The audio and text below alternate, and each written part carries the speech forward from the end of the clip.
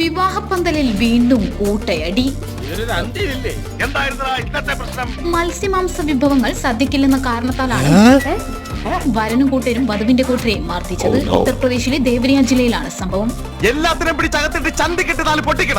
ഒരുക്കങ്ങളെല്ലാം പൂർത്തിയാവുകയും വരനും സംഘവും വധുവിന്റെ വീട്ടിലെത്തുകയും ചെയ്തു. മാലയിടൽ ചടങ്ങിന് തയ്യാറാകുന്നതിനിടെയാണ് വരന്റെ അച്ഛൻ സുരേന്ദ്ര ശർമ്മ ഭക്ഷണശാലയിൽ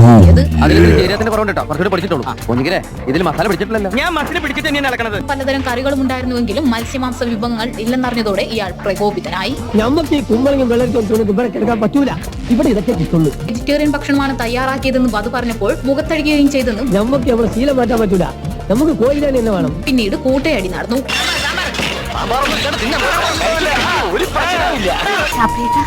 ഇങ്ങനെ ഒരു കല്യാണം